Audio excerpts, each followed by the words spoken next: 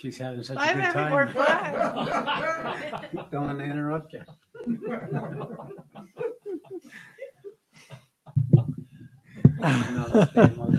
Ha ha. So welcome to everybody online.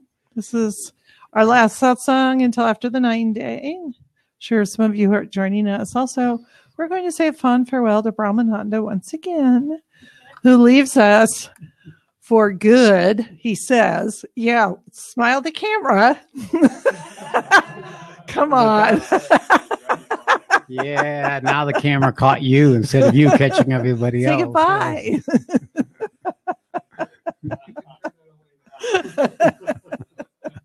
Yeah. And no editing this out. No fair. Yeah. All right. So, Satsang, thanks. Okay. Yeah, it seems like we just got back from Europe and we're leaving. So I don't know. Does it feel like that for you, I guess? Yeah. I guess the only solution is you have to travel with me. So I'm going to all the program. So you can travel with me remotely. That is one thing that is true. So that will happen. But it's just had enough time to establish and grounded and then whoop, off again. God dang. I mean, I might as well get an RV and drive the world. Yeah. Well, what's fun is we came back, we had jet lag, and then they changed the time, right? And then we're going east. So we're going to lose 3 more hours.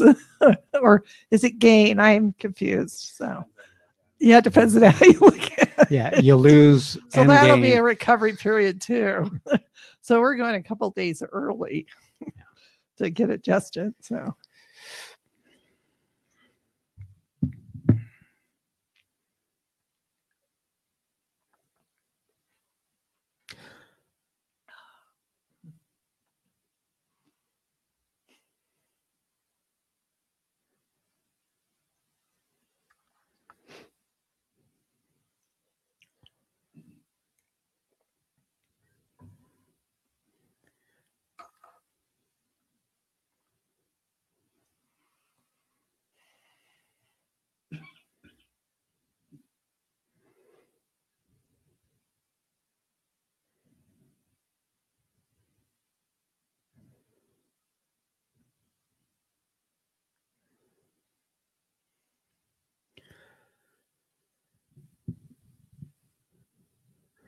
I have like 3 topics that are all vying, coming forward.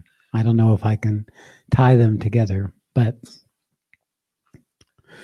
I went to my sister's memorial, and it was an interesting experience because I really pretty much have had no inclination to do even these kinds of family things. And, I already know she's had a good death and made a wonderful transition and all that. So, but somehow I ended up going, and there were 400 people there. And it was interesting to listen because my sister was very outward oriented, very positive, very aligned with the Catholic Church and doing good service. And she had was very active she was a nurse and a teacher and was very active in the community, which she never left. She never left the area where I was born, Richmond, California. And she was in the vicinity, her husband and her 3 children. And she was really the one who kind of kept the lineage of the family and organized, made certain we all gathered together. And she kind of carried that whole thing, not just for us, but for the people she worked with. So it was really clear that despite the trouble of her life, she was living for God. There's just no doubt about it. God for her was the church, was Jesus, was Mary. And I knew her, as the bullying older sister. So I didn't quite have the same high estimation as everybody else, but I saw the underbelly, So I tend to keep seeing the underbelly. I guess that's my work, learning to see the underbelly. But anyway, it was clear that she lived her life to serve God in this way. And it animated her life. It was just completely vigorous, continuously. She was the person you could always count on. She kept relationships with every single person she knew. Her grammar school. They were just having their 60th university. And her elementary school, 8th grade reunion. 60 years. I mean, talk about making sure you'll never be free of your ancestral karma. She didn't see it that way, but she didn't see it. No, she never saw it. More the better. More relation. And she was completely one of those people who would just step in and help out. And that was just a wonderful expression of her as a human being, aligning her life in such a way. And it was spontaneous. It was natural. And she retired from it, which goes to show that her identity wasn't tied into being just this do-gooder. That was her nickname, Susie the do-gooder. She could never see the darkness. She would never speak anything negative about anybody. And unfortunately, she kept her head in the sand about very unfortunate things that were happening within her own family. So there was a good, strong denial component also concurrently. But what I saw in the room was the recognition of her goodness and the honoring of that person and the role they played. She was a teacher in elementary school, preschool, which dealt with the relationship of parents with their children. it was a co-op. It was a co-op, and it was sponsored by the state. And she was, as a teacher, she worked there for 21 years. So who was there were the parents and the kids that she worked with and their kids. So it was to see the difference that a person could make, no matter what the limitations of the person, that she aligned outwardly her actions so that highest expression of God, the highest good, she could do the highest good. I remember my brother Tom was sharing, he was there when she passed. He said, I saw her leave her body and two beautiful, luminous beings took both sides of her and took her up. And the other thing, where I was touched was she sung in the choir. And I guess I knew she used to sing all the time and she used to dance all the time. So did my mother. She had a lot of life force that way. So when they played a tape of her singing Ave Maria, and it was so extraordinary mastery of her voice. And while I was listening to it, it seemed that it was coming from heaven to earth, not a recording from earth to heaven. It seemed like a bridge was linked and the whole room was moved by that connection that she had. And I went away, came back home the next day, crapped out from all the hugs of all the people other than my sister.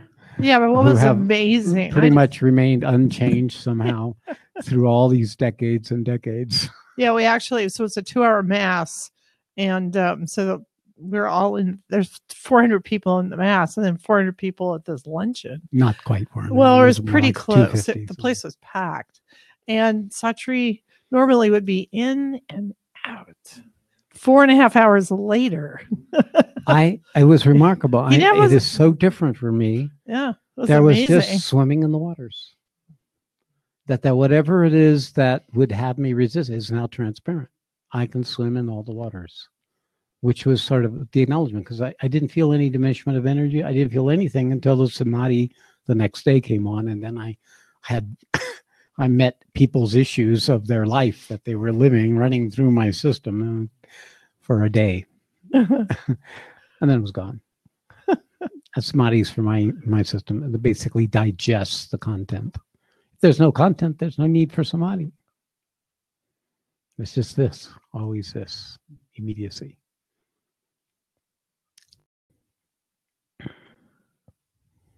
So what Sue lived, you could say outwardly a committed life, but she was living it where there was no back door. There was not even an imagined other way to be. There was like no giving up something to be that way. It was an alignment of her whole being with what she could know of God and truth, and her ability to serve that in the avenues that were available to her. So it's not much different than the opportunity I'm creating for people who are coming to me, is to discover that spontaneous, committed way of being where there isn't anything else but what is arising. This ability to be in life without a back door, without a reservation, without a secret, unspoken, maybe even not even recognized agenda that you're holding in the background, trying this out, maybe, but only in reference to that agenda that hasn't yet been. If it gets to be too much, I got that way to go. Or if I end up not liking it, I got that I can go. That whole strategy. And I think this is the nature of the duplicity of the human ego. It's basically dual. It's basically got two motions. One to delve into the dark, the obscured, the pleasurable, the enjoyment of the limited self, and the other to seek a higher and greater possibility. So most of us are battling in the battlefield. So the opportunity of my programs is to create where, at least for a period of time, there's no choice. That whatever arises, you have to meet and be with. And what you're going to do in the process is meet what's all there holding the back door in place. You'll meet the unconscious structures. You'll meet the suspicions and distrust. You'll meet the I'm not good enough and the dissatisfactions and the judgments and the comparisons and the shaming. And you'll meet everything in the process if you stay in the process. And that it's an opportunity to take action that is aligned with our higher possibility, even if it's not our nature. See, maybe this was my sister's nature, but most of us don't have that kind of alignment. Most of us, it requires conscious effort and practice over years to align ourselves to what we value, to what we have made important, be it in the human life or in the spiritual life. So I was reading from my fantastic new book. Sounding like Donald Trump. My very great, tremendous, like never ever published before new book. Thank you, Donald. And I just opened it up. I hadn't looked at it for a while, so I just opened it up.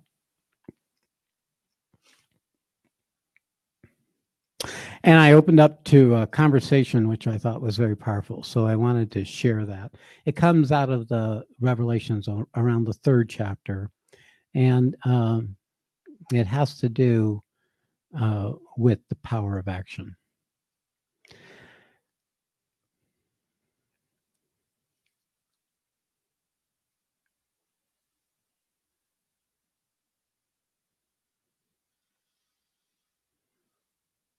Action is the key throughout the Gita. Conscious, yogic, purposeful action. Other forms of action are not purposeful. They are driven by impulse, inclination, attraction, or repulsion.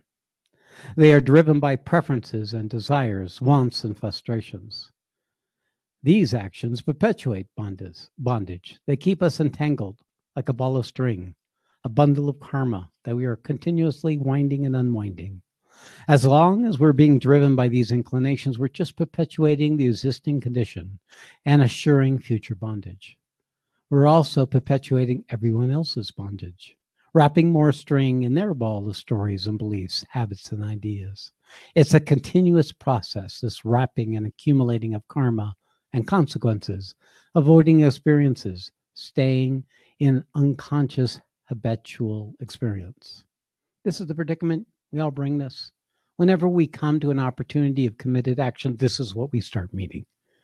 We start meeting the impulsive previous patterns of actions, the assumptions that we brought from our past life, our lived human life, where we're looking to enhance ourselves and avoid diminishing ourselves. So this isn't yogic action. This is the patterns and tendencies that we took on. So action done impulsively without thinking binds you, and it perpetuates itself because it carries the power that expressed itself through you in the creation. As long as you're operating unconsciously, you're an unwitting instrument for the error of the evolutionary process. This is karma. This is more delusion. You can only break this cycle through yogic action, purposeful action based on truth, based on our interconnectedness, on oneness, the Brahman, the Sat. This is the action aligned with the purpose of existence, the original intent, that first primal urge to exist and to come into a fully expressed manifest existence. Okay, so I bring this up because the one thing that it says here, a purposeful action is possible because we each have the juice of the Supreme Being available to us. We each have an extraordinary reserve of capacity, strength, endurance, determination, and inherent in the very nature of our self-awareness, which can manifest with committed action, can manifest when we align ourselves with a purpose that's aligned with the purpose of creation. This capacity within us is a drive. And it wakens in the human being as desire, but it wakens in a spiritual being as aspiration and longing. This drive is consciousness itself. It is the motivating principle of all creation. It arises from the original intent. When we take an action, knowingly or not, we have an intent. Whatever action you take is the expression of an intent, conscious or unconscious, if you know it or not. You're bringing into existence through your action something you thought you should do, something you thought you needed to do, something you were told you should do, something that you want to do, something you long to do, but you're unwittingly acting on it without recognizing that you have set the intention for something to show up, which may not be currently aligned with the committed action that can take you to divine.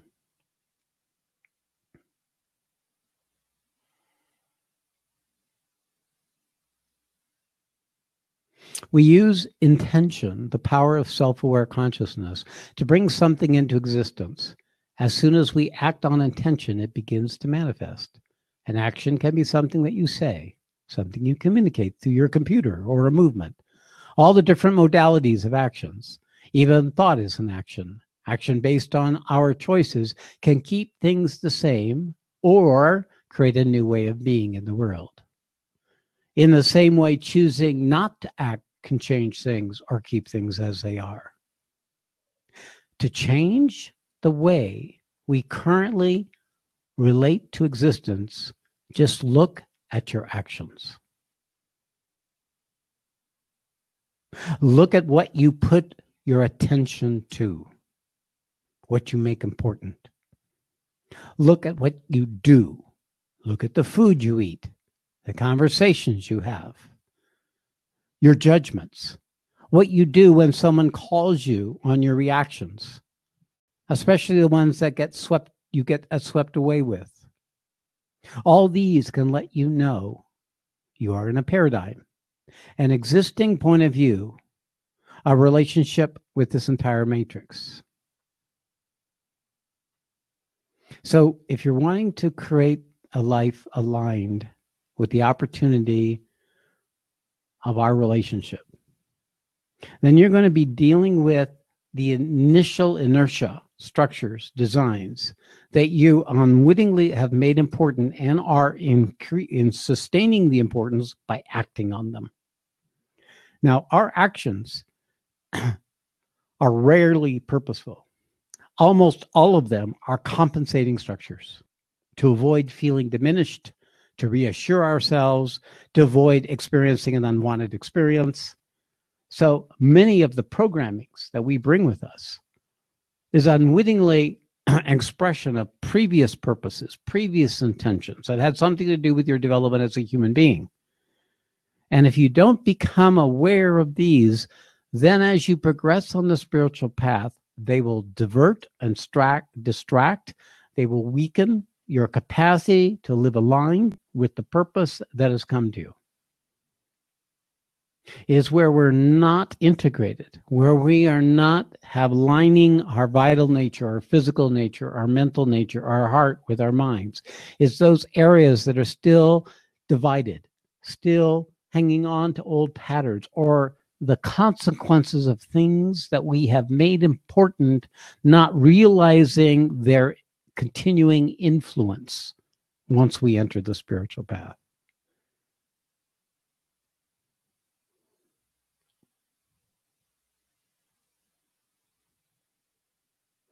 Of course, this ability to act consciously is also true in the material life. If we want to do well in school, then we study.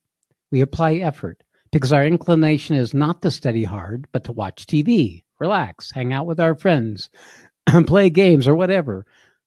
We study hard because we're taught that would help us reach a higher goal. We act in alignment with that purpose. The more we study, the better we get at studying. The same principle on the spiritual path. The more you put your attention on the spiritual path, the more strength and determination is available to you. The more your acts are aligned, and the more real the spiritual path becomes for you. It's that simple. We carry within us the power to create realities other than the ones in which we have become habituated. If we have an insight or a realization and don't act to bring it into our lives, then it's just philosophy, just theory, something you can write a book about. It has very little power to change your reality or to change the reality of other people, other than perhaps on the mental plane. If you have a spiritual experience and you're suddenly thrown into relationship to something greater than yourself, but you don't start aligning your life with that spiritual, what that spiritual experience is pointing to, if you don't prepare yourself to be more receptive to those experiences, then it fades away and it becomes just a memory.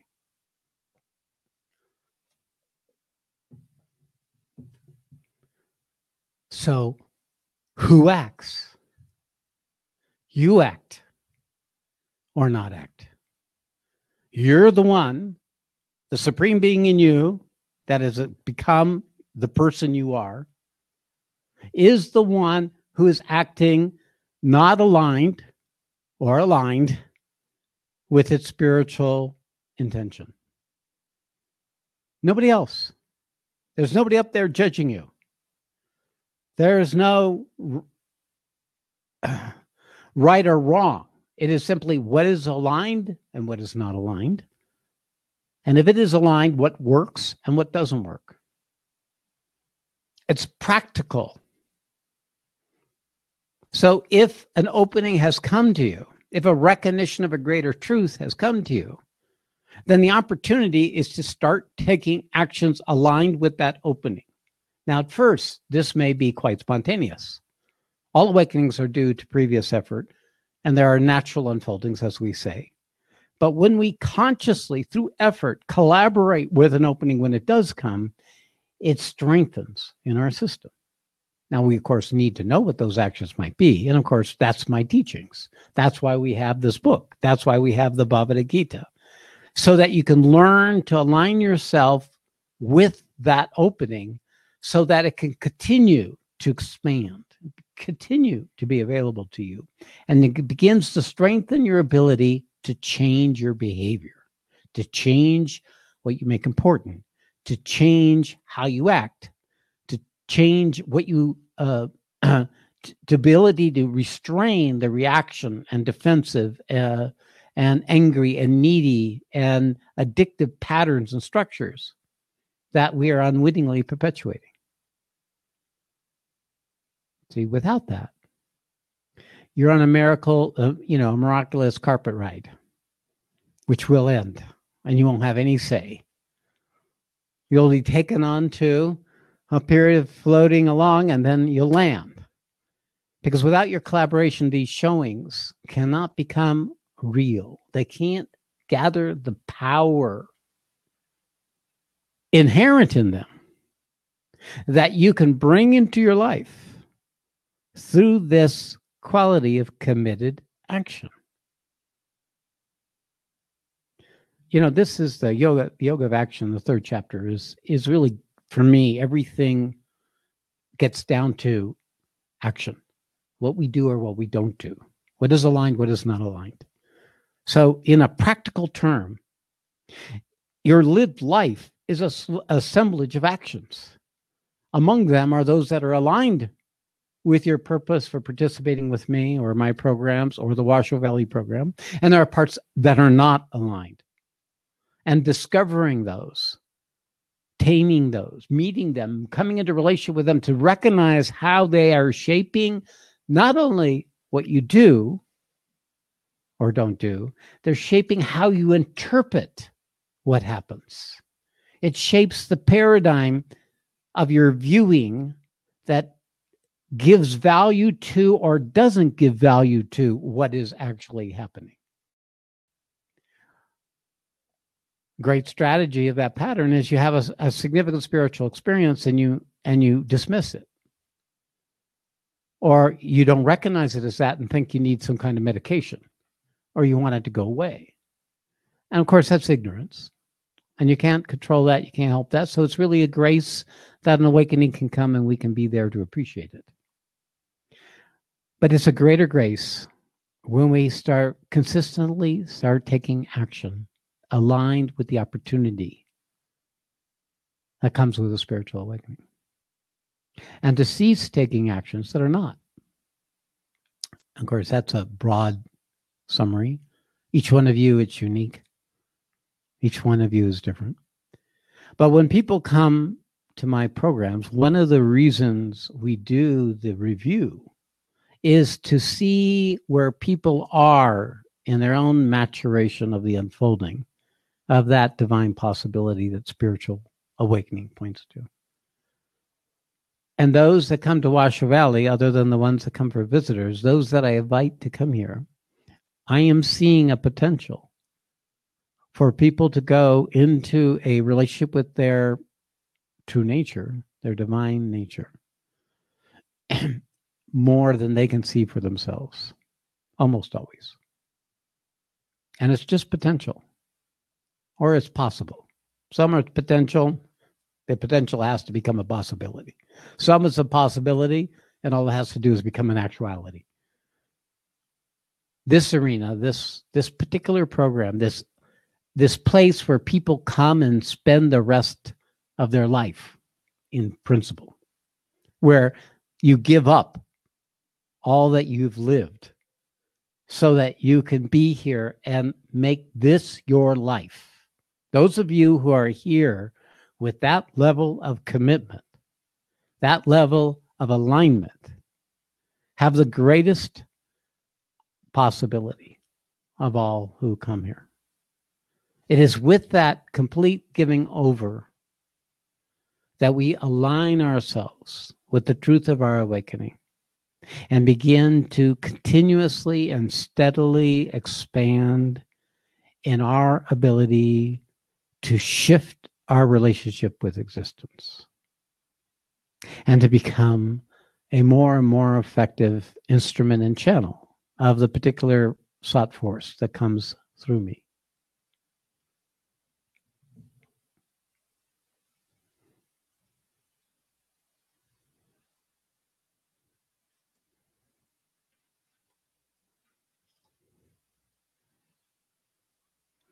And then I opened the book to another page.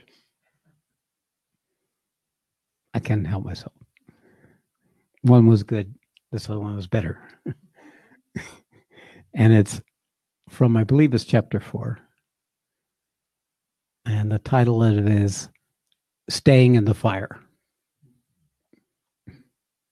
Because once we start changing our nature with our actions, we start coming into the grim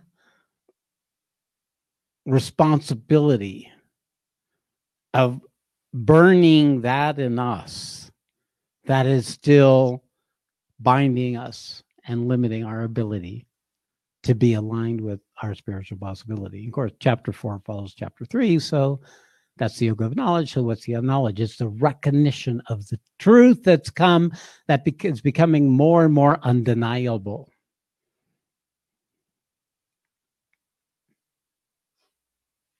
Here in this world, there's nothing more powerful to purify the consciousness than knowledge. This knowledge is realized automatically in the course of time when one pursues this path of yoga sincerely. This is perhaps one of the greatest assurances of the Bhagavad Gita. If you're burning,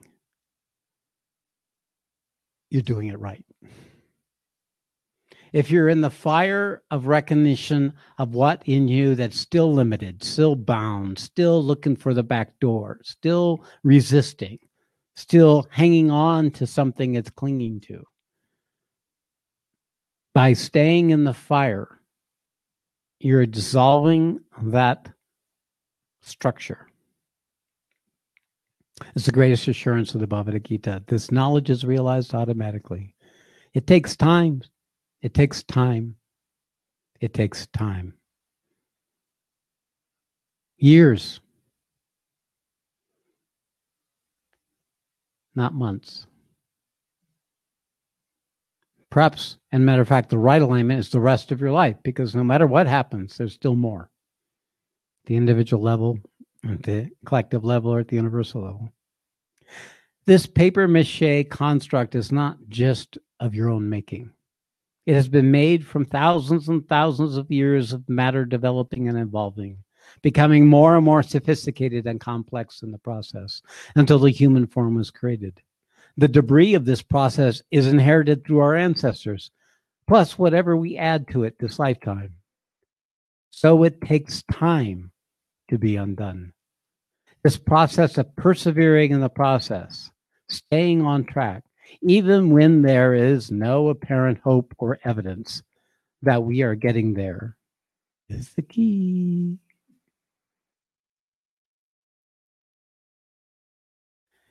That which is looking for evidence is the part of yourself that's being undone. There is no way of registering evidence in a paper mache mind of the truth of itself. Paper mache minds can only keep track of paper mache things. So when you are in a state of truth, there is nowhere for this evidence to be stored, to be remembered. The paper mache thing is being burned, even if it could. It's a completely different order than your paper mache existence. Persistent effort without attachment to any outcome, even when there is no evidence or even when there is contrary evidence, is the secret to full transformation, full realization. It's a great book. I recommend it heartily to anybody who's really serious about the spiritual path. And this is your work here. Those of you who are part of the community or staying here for a period of time, your opportunity is to stay on the edge of this, to keep away from opportunity. So when you find yourself sneaking out the back door, you recognize you're going out the back door. You close all options. No retreat. This is Stalingrad. One rifle among 5 of you. You're probably going to die. And if you try to run away, they'll shoot you anyway. That's the opportunity. When you've not lived a committed life, when you lived a life that followed your whim and your inclinations and what's convenient and what's comfortable, then you have to discover how to pull forward this resolve, this gritty determination, this committed part of you, which is in fact the supreme in you. Once you start being moving in touch and aligning your actions with this, it won't be you doing this anymore. You'll burn away. And there will be no need of a back door because there's no walls. There'll only be this and this and this and this. And it's all truth. It's all God in different forms of expression, different forms and layers and levels of unfolding.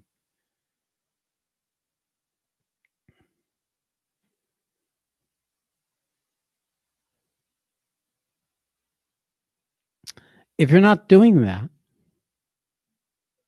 or at least wishing, willing, trying, praying to do that, then you're wasting your time, your embodiment, the remaining time you have on this planet.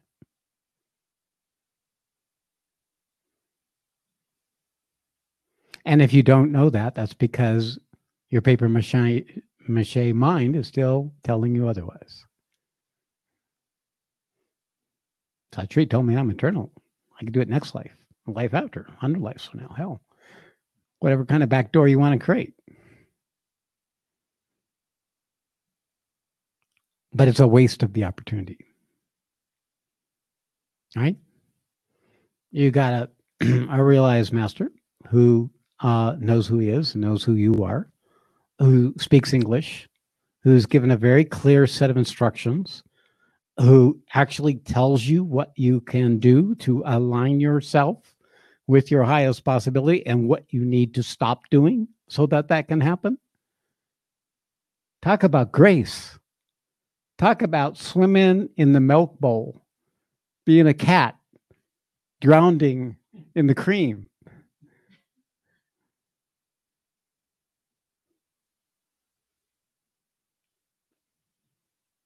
It will too pass. The grace will withdraw.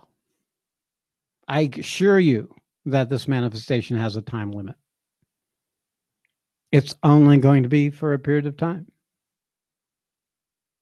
And I assure you, each of you who are here in this room and each of you who are watching this, this is your time. They're voting tomorrow. The vote tomorrow can actually shift the paradigm of the direction this country is headed. Isn't it tomorrow? All right. Better yet, it's today. They're voting now. Polls are closed. Yeah, that's right. So it's voted. Hawaii. Hawaii's yet. Okay. Yeah. And any other expatriates who are still sending in their votes. This became clear to me yesterday. So I guess that's where I was today with the voting.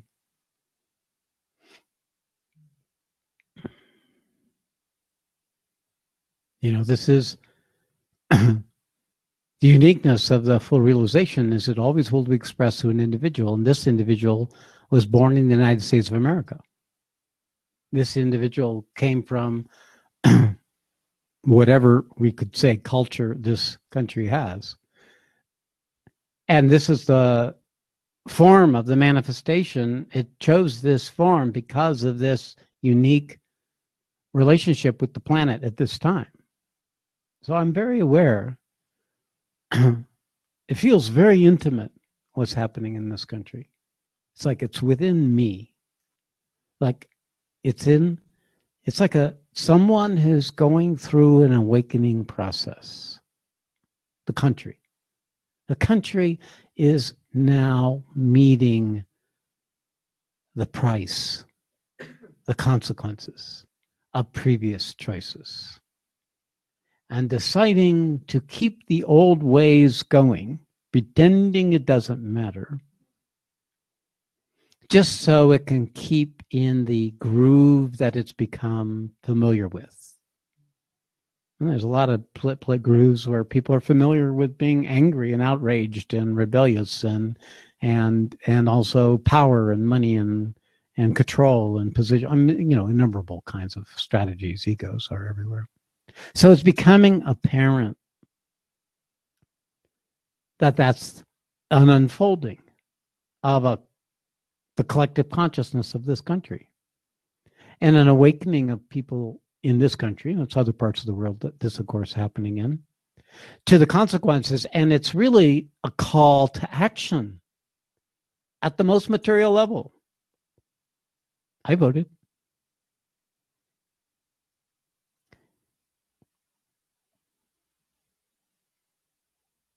I read the Constitution, part of my sacred books that I keep. Periodically, I read the Constitution because that's the unique, particular expression of this truth consciousness. It's showing up in this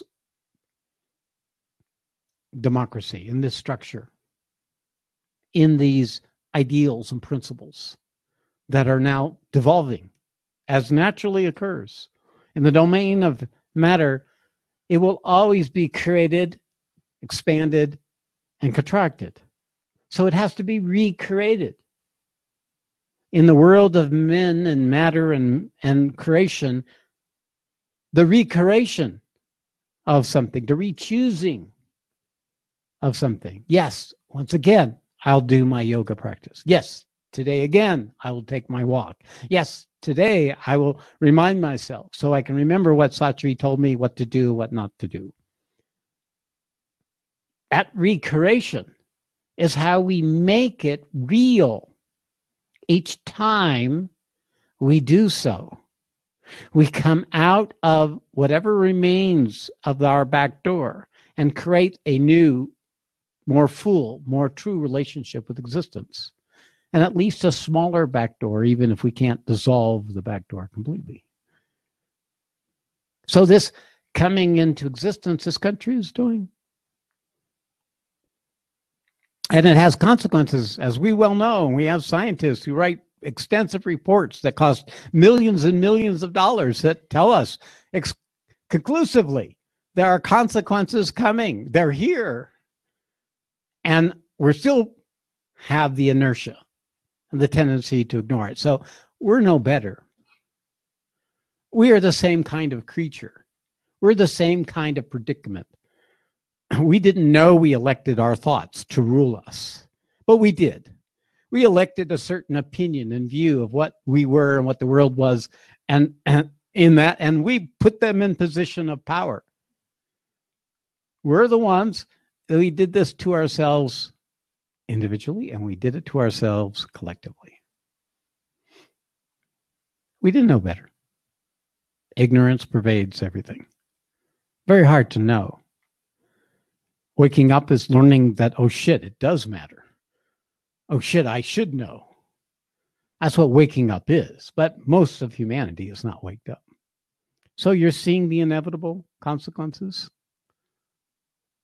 So this time, I can just, you all have probably, some of you have kept track of this. There's a struggle. There's a battling. There's some who see the darkness as the savior, and some who see the darkness as the death of the light. And that's how it is in the domain of matter. The relationship of spirit with matter is not to change those cycles, but to lessen the destructive impact, to reduce the amount of returning back to old structures that create very, very much suffering and bondage and consequences. From going that far again, doing it, taking all the way back, throwing the baby out with the bathwater. And it's so with us on the spiritual path. Most people who have come to me have gone up and down, up and down, previous teachers, previous awakenings, previous progress. And now they're at a place older and wiser that lets them see, okay, this is what happened. Either the opportunity wasn't available or you didn't seek out the opportunity or follow up with the opportunity when it was. Actually, grace is always available. It's always there. It's all there is. When all the paper mache is gone, all there is left is grace. And the play to bring it into your life. Okay. I had a good time. I think I have a teacher gene. I just like to teach. You know, I revel into the opportunity to bring language to this stuff. So, but now I'll back away. I'll come back and I'll become the channel and I'll become the board. So if you guys can come forward and see what's there for any of you want to bring into the room. Any question, any inquiry, any calling it on yourself that you feel up to? Okay. Grayson, come up forward.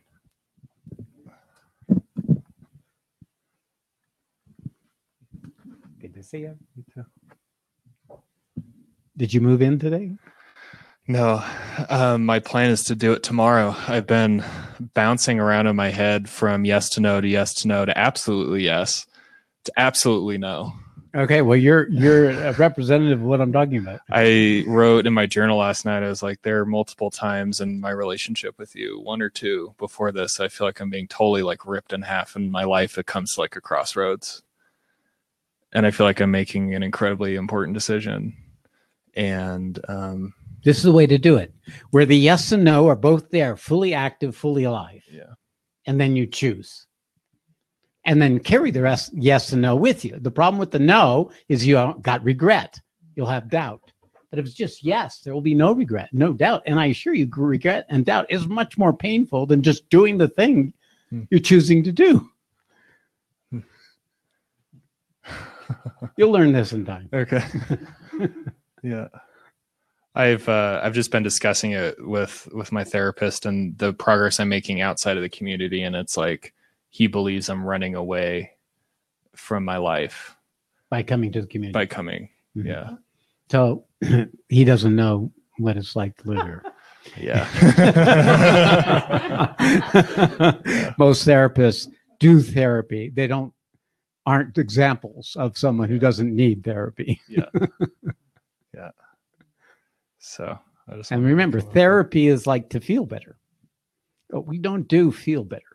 We learn how to burn so that that feels good.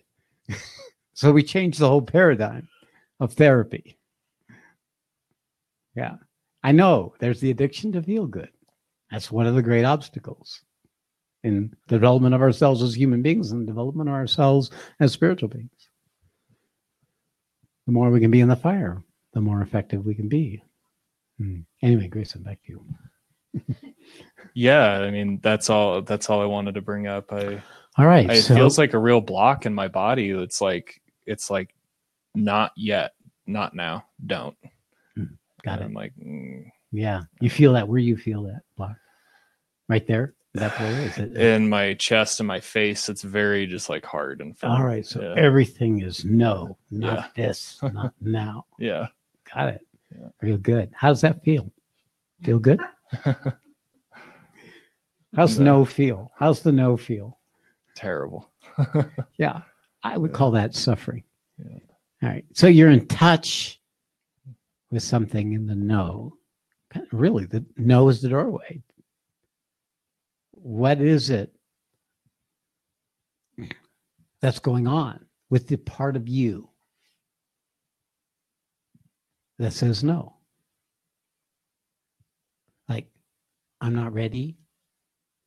It's too much. What does it imagine? What's the story that it's coming up with? It's just like I look at my life and the way that it's changed in the past 6 months since I started school and like being this normal person. And like, that's the image that keeps coming back to me. And I feel like that's what I've been striving for my whole life. To be a normal person. To be a normal person and Too to just bad. be one of them. Whatever Too that bad. means. Okay, well, you can go ahead, and then if you're in the know, you're successful. Congratulations. You're now what a normal person feels like. Not able to make up their mind, feel bad about whatever choice they take, and then feel regret and doubt and confusion from then on. Welcome to the human embodiment. This is what human beings live in all the time. And then they try to make themselves feel good by getting high, having friends, keeping busy, getting married, taking up careers, so they don't have to feel how conflicted they are. And you can do that for another 30 years if you wish. Yeah. 10 years, 5 years. So or you can take the wisdom that comes with recognition of the price and design a life that isn't exclusionatory, that includes the opportunity of the unfoldment of yourself as a person and the being, without trying to be what others are, and bringing the being into that as a dynamic expression of the full possibility of you as an individual. Not just a human. Yeah. Not just what we consider the usual human. When I was in the Yes a couple days ago, my whole body was just like, fuck yeah. I was like, I'm going to go. I had like my first taste of what I feel like the supreme being actually is. And I had never tasted that. Like I've been in the Brahman, and at this point it's like, so what? Like the Brahman, like yes, vast. I never change it, never changes. Yeah. And it's just like, I'm that, like whatever. And then, but then this was just like this incredible. It matters. Yeah. It matters. It really does. It matters. Yeah. What I choose, what I do matters. I'm here individually for a purpose, to bring something greater than myself into existence. I'm an individual expression of that original purpose. That drive, that's the proof, Grayson. And the only reason that I'm allowing this to happen is because you have that, even when I first met you. And the only conflict was he thought he was supposed to be a human being. So it's still a conflict, but it's not a problem. In fact, you can be a human being and a divine being simultaneous, and in fact, enjoy it more than any human being can enjoy it. All right, so good. All right, anything more on that? That's it. He got the full no throughout his body and the full yes. Notice that. The whole embodied no and the whole embodied yes. That's the thing about the young people. They don't say I can take this much of the no and I can take that much of the yes. They say they're taking in the whole no and the whole yes. That is the no and the yes. When you take in the whole no and yes, something true manifests in the paradox. No, yes, and how in the hell it happened? Here I am in the Reno house.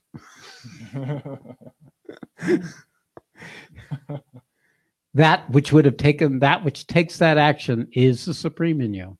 The more you align with that, the more the regret, the doubt, and the confusion falls away. That's the difference. And unfortunately, Grayson, you're too awake.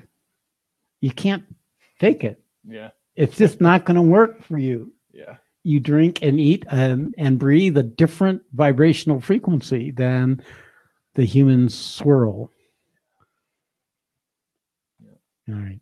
I almost got back in the box. I was so close. All right. Welcome. Thank you. Okay. Someone else. Eric. Okay, so that's right. Sorry to give you a choice. Hold on 1 second. You want me to bless your computer so it starts working? I want you to stick some TNT in it and blow it up for me. Or conveniently toss it in the nearest dumpster for me. Oh, I'll tell you what.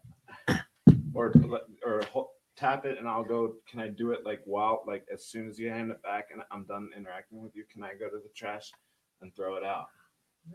No, it's e-waste. That's okay? Huh? It's e-waste. How do I do this? So you want to recycle that No. stuff. Oh, all right. So Use give it to me. Ann. Give it to me. Give it to Can you Ann. give All right. some Who, before we yeah. Who can Who's help willing to Eric? Dispose that. All right. Grayson, All right. come forward. All right. Eric, I want you to give this to Grayson. All right. Hold on one second. In silence or out loud what I'm thinking? I offer up to you, Lord, I offer up to you, Lord, all of my identity that's associated with this computer, all of my identity which is associated with this computer, so that I may be a more perfect channel and instrument for the Supreme Being. so that I may become a more perfect channel and instrument for the Supreme Being every single nanosecond. More quickly and the most quickly divinely possible. All right. That's an Eric Substack. Okay. Thank you, Grayson.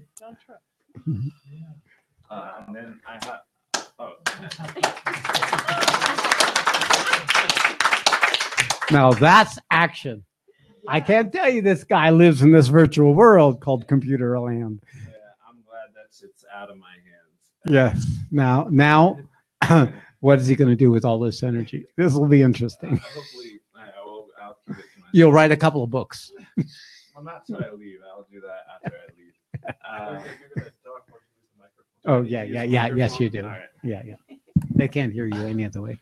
And Satri, this is what at the last visit with Vasudeva at Atmananda's during the thousand names, Swamiji Puja in the middle of the ceremony left, got back, gave it to me, and she wanted me with every name to do this for the whole time.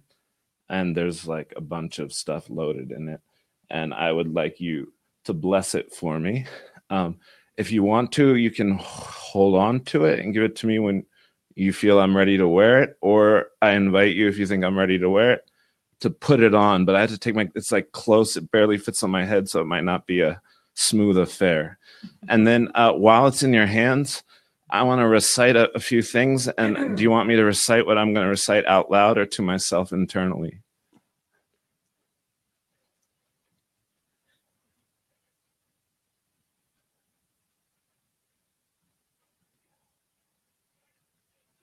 So I'll take the beads, All right. and I may or may not give them back to you. Okay. All right. That's fine. Can we be done? We can be done. All right. Every person's unique and different. What would be true and valuable and necessary for one person is an obstacle and obscuration and a distraction for another. So that's where Eric is. Right now, I'm taking everything away from him. Thank you, Satri. Please, like more quickly than the quickest you can do it, please. In the healthiest way possible. Yeah, I still want a survivable If you want instrument to here. self-invoke her, she can annihilate everything more quickly, okay? Okay. I invite you to invoke Kali. And I invite you to be in the annihilated state right here, right now. Be annihilated. Wear that on. Do your walks annihilated. Notice what it is like to have it all taken away. Be there.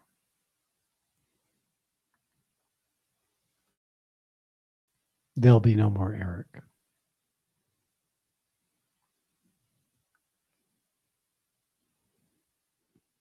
There'll only be me.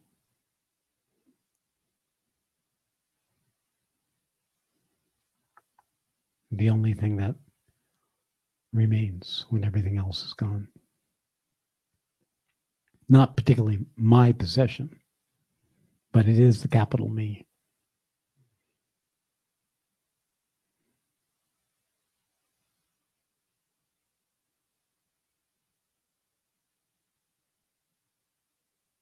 It's all paper mache anyway. It's all made up shit. It's just a fabrication which really has no substance, except you keep empowering it. You keep making it real. You keep believing its stories. You keep acting on it.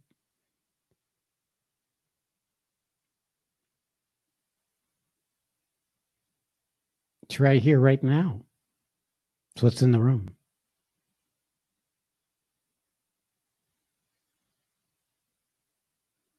Be annihilated. Be done.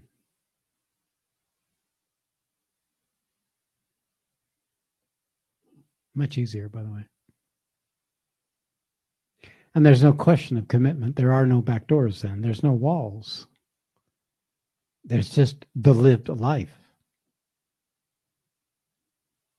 Something takes us over. It's what Spring was acting all along.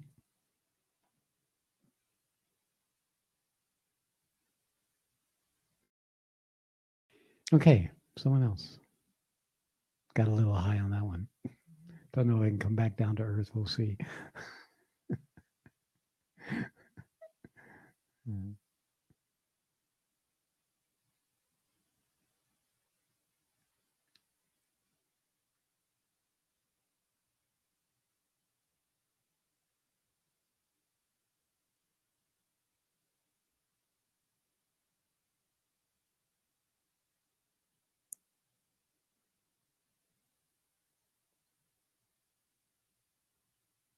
Yeah.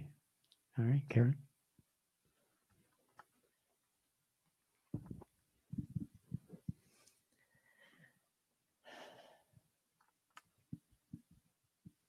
I kind of don't know how to word this question, but each of us is on this earth for a divine purpose. And sometimes you've talked about our incarnation is like a crapshoot. But also, if we don't resolve the karma that we create or we bring to us in this lifetime, we need to come back to resolve that. And how can that, is there a crapshoot, or we don't really know what we're gonna be doing here? Like Eric has a specific purpose why he's here, and he's giving up all this stuff that he's accumulated and to be totally free from the karma. How's that feel? Totally free. It feels great. Oh, good. Where do you feel it in your body? Everywhere. I Good. feel it totally in my entire body. Okay. That's totally free. This instant, this moment, totally free. Free as you can know, totally freedom. We can develop and expand our capacity to know freedom, by the way. Right? When you live in a tiny little house, a bigger house feels like freedom. So keep stepping into the bigger house, the next freedom. It's the same freedom in the end. It's all freedom. But for you, it's this incremental releasing and letting go, going beyond doubt and regret, confusion, by simply choosing to be in what you just described, that moment of imagining it's all gone. Yes, imagining is only a step. It's an imaginary step, but it is a step. It starts training us how to then actually take the step where the step needs to be taken, and the step needs to be taken from the bondage. The full freedom cannot be experienced or realized unless it's the step we take from the comparable bondage that separates us from that freedom.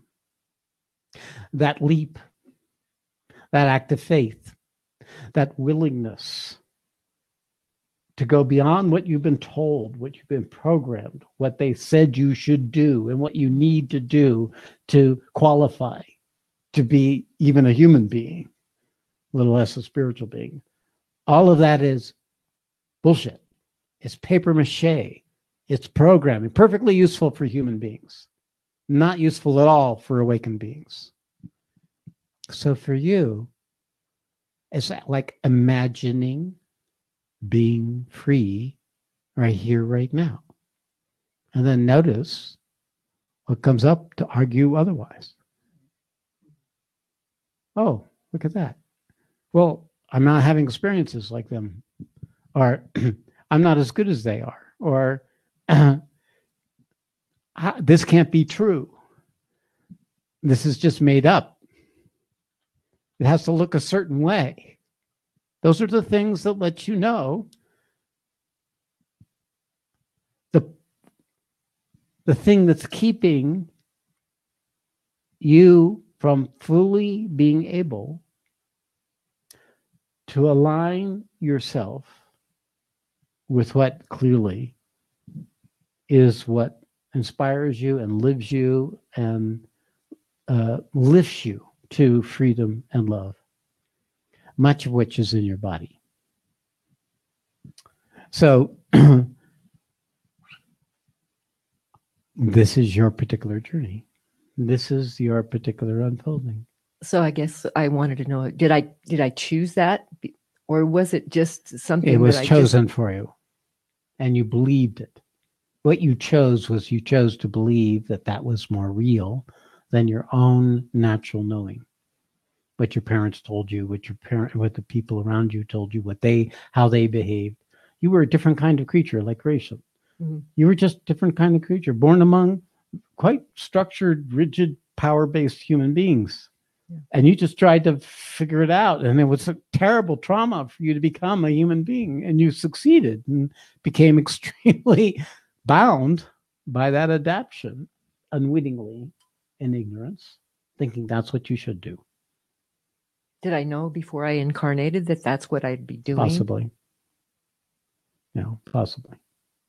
That's that you came with a purpose to try to shift this particular paradigm that came with your family ancestral karma as a divine being, coming in, willing, accepting the bondage. But it gave you aliveness, it gave you joy, it gave you connection to God. You had all those cities when you were born, and you never lost them. They just got buried by that programming. So now you can just shed that. But your body your body is still hanging on to it. Yeah. The trauma of trying to be a person, making that more important than the truth of you. The trauma of trying to be a person. That describes it. Yeah, I know. That's what it was. So you can drop that now.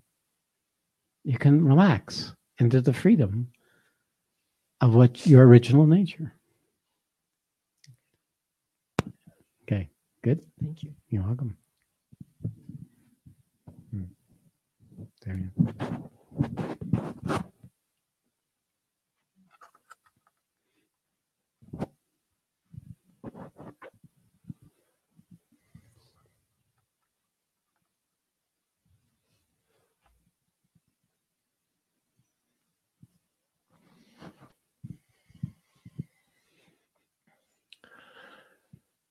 Oh,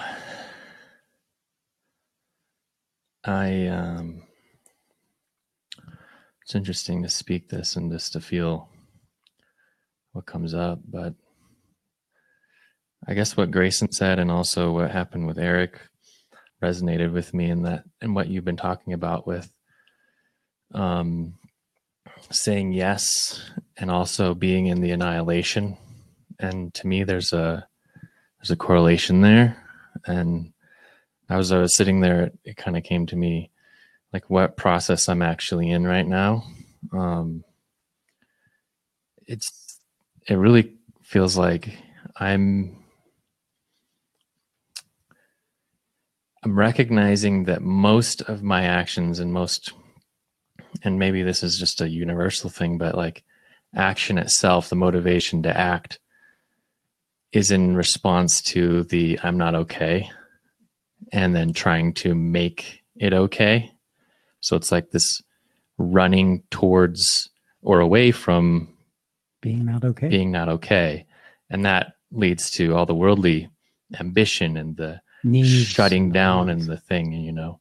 Yeah, also the needs and the wants of having love outside of yourself, the recognition or approval outside of yourself. Yeah. And then like truth and like the actual spiritual path starts when you allow that I'm not okay to be and let it burn in you. Be in the know. I'm not all right. I'm not okay. It never happened to me, you know. And like recognizing the consequence of that pounding away at you for your whole life. Yeah. And like that I've done that to myself. And like going from acting from that motivation to being in the sadness of the fact that that's how I've lived my life. Yeah, sadness. And feeling like, oh, what is this feeling? Like I'm not okay. And this is something that I always feel, but I'm just not aware of it. I'm stuck in the adaptation to compensating for it. Got it. That's a shit life. Because he's aware of it. Everybody else is normal. You take your medications and you're fine, you know. You get your pastimes and your distractions and you're fine. You get your hubby and your dog and your cat and your playthings, you're fine. At least you're not having to feel the shame, the diminishment, the not okayness. It is the trick of the ego that it makes you believe that the not okayness and shame is truth. It is the foundation of the paper mache existence, is I don't deserve to exist. And it's on that foundation that we create a person. So when we become to that shedding of what we are, we meet finally the accumulated, avoided experience of our own diminishment without adding to it. Meeting it, and it's blatant, impossible to resolve structure in your body.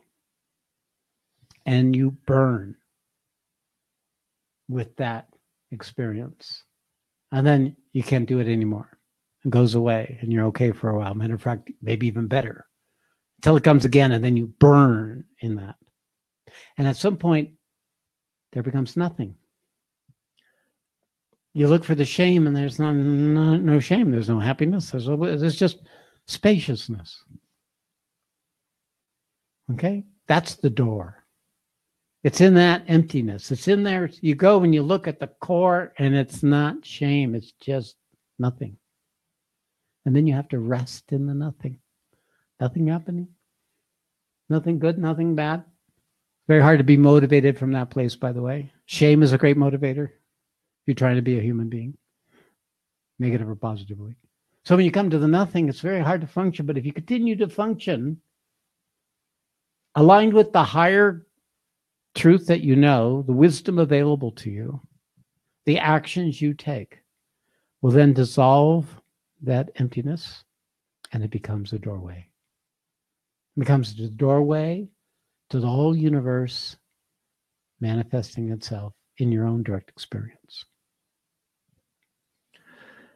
It's like the drive and the motivator from the I'm not okay is motivated by I'm not okay. And in that, there's this self-judgment and like, I don't even want to use the word hate, but it's not self-love. It's the opposite of self-love, right? So it's like this, the chariot whipping the chariot forward. Yeah. You must succeed to prove that you're not okay, that you are okay. And by allowing yourself to be in the not okay and fully burn in that, that is self-love. In that self-love, through the burning, becomes I'm okay. Brilliant. Brilliant. So that's a direct experience. This is what he's discovering. There's no solution except through going through it. But he's going through it in a recognition that this is the burn that's needed. This is the necessary action to take that's aligned with the higher possibility. Why? Because he's already met what it is that isn't about okay or not okay, not good enough or not good enough. You already know this at one level, at the substratum of this. And what it's trying to do is manifest, but it's encountering this human story of its limitation, of its not okayness, of its what's wrong with it and what it has to do.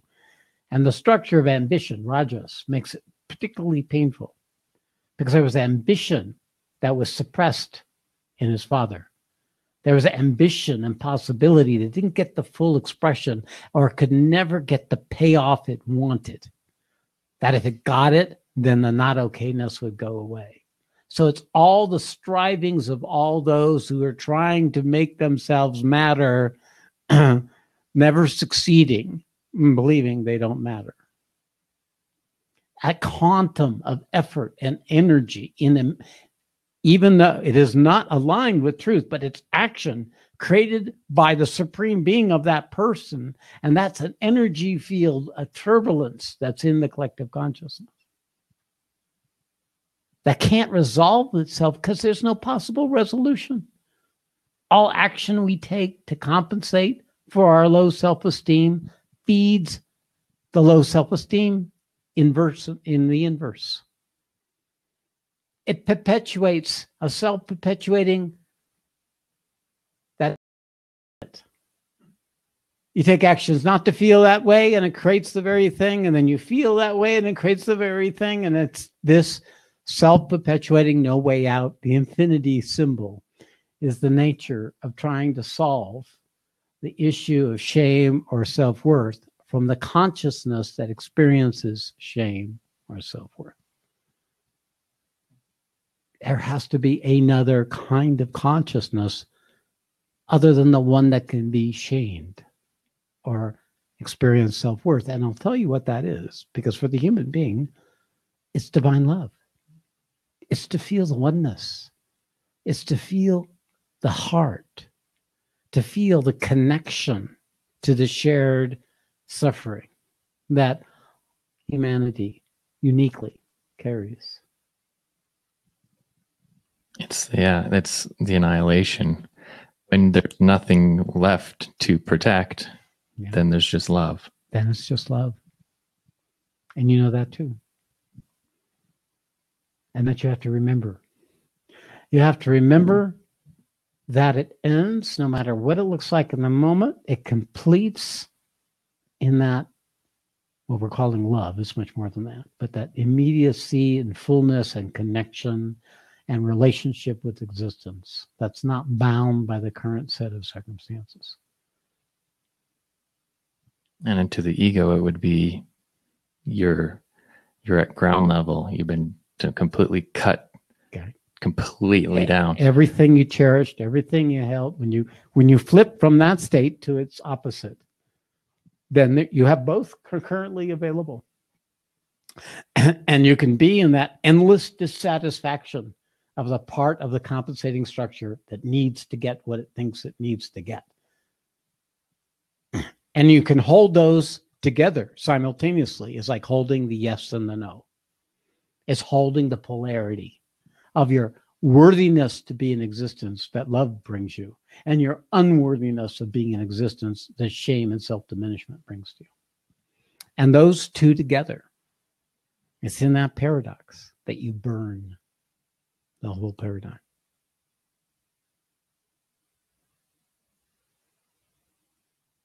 So annihilation is that right now, where one moment you're connecting, the next moment, Tonia's leaving me. I might not be able to be what I want to be in the world. This may not happen, that may not. So you've got this happening. But the thing that's not changing isn't the shame. The shame's coming and going. Something else remains when the shame is there and not there.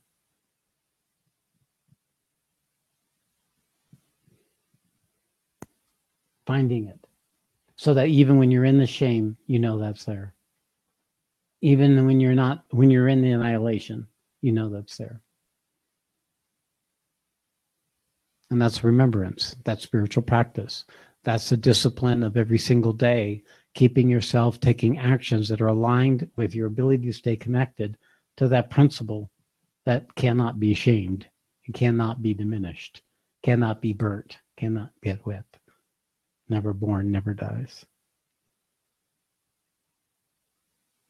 You're responsible for that experience. You're the one that makes that where you put your attention. You're the one who has to withdraw the attention from that negative story and put it on this as a regular part of your everyday. That's simple. Measure yourself. How much time do I go into what's happening with me that I don't like? And how much time do I put into my connection to my heart and my connection to my infinite spaciousness of being?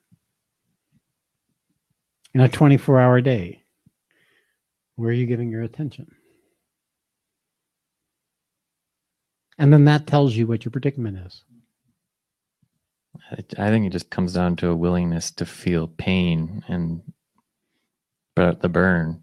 And then sometimes it's like, oh, I've had enough of that, and I'm just going to go on and make a sandwich, you know? Perfect. But then, you know, it's the more you can stay in that pain, then the more you are with that truth. And the more that you are actually doing what all sadhana leads us to, is the ability to be in choice with the impossible solution, impossible predicament you find yourself in, to be or to not to be, to tolerate being with it.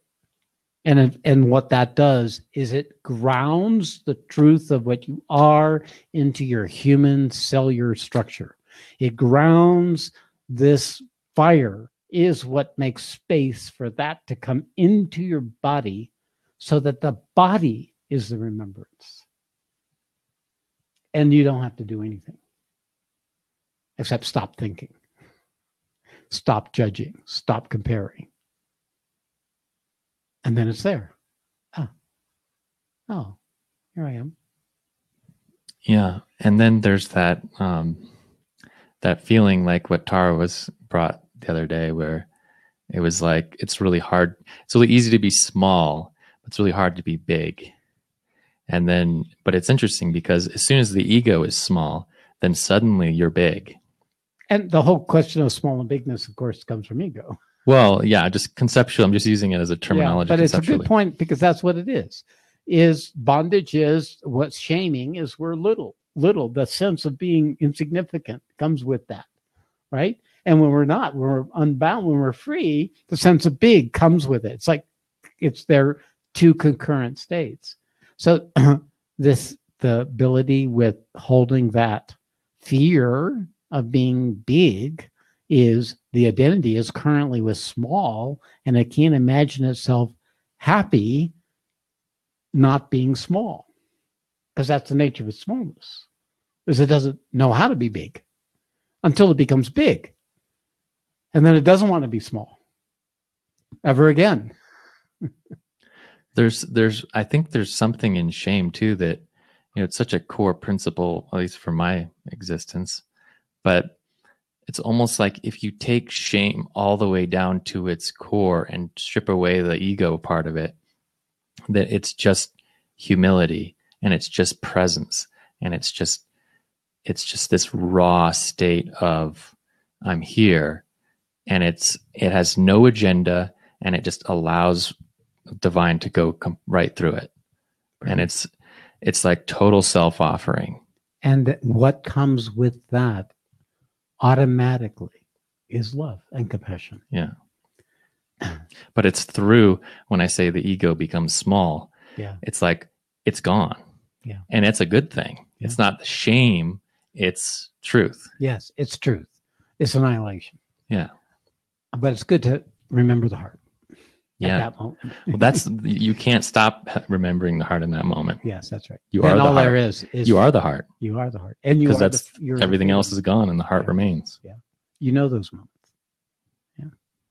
So that's your unique realization. And your task is to meet this not only in your own individual life in such a way that you can serve the world with that wisdom and truth and love. That's your journey. Everything you do is the means of getting there for the individual you are, because that's the only one who can do this. Being annihilated but no individual, you can't manifest. There's no source of action. But the purpose of existence is to act. So you're still in a body. As long as you're still in the body, you still can act. And you can't shirk your duty, because you'll act even if you didn't want to, based on your own innate nature, as Krishna told Arjuna at the very 18th chapter.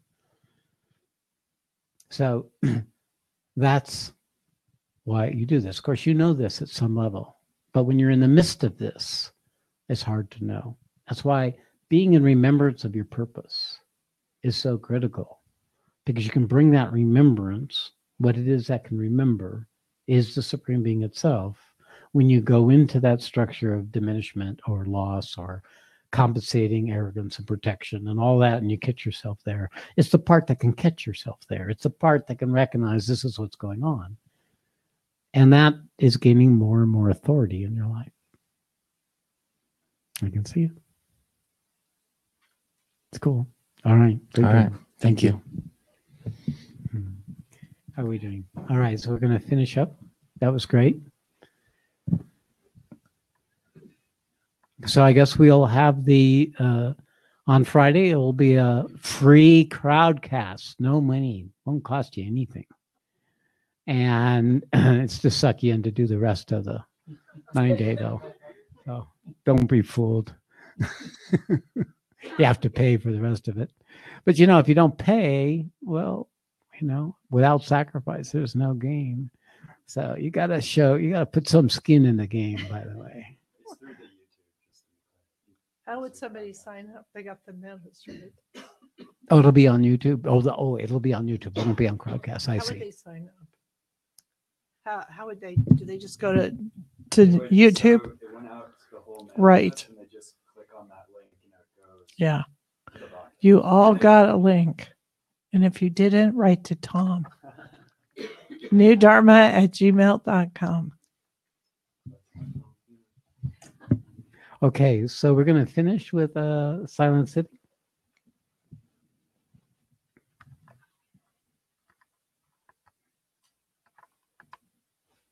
And we can turn down the lights just for 10 minutes.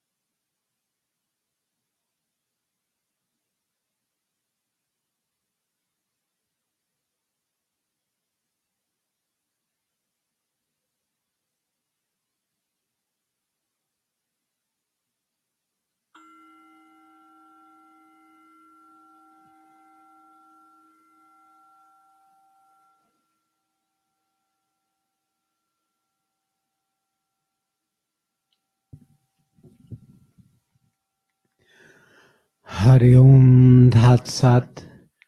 Hari Om Tat Sat. Hari Om Tat Sat. All glory to Gurudev. Namaste and good night.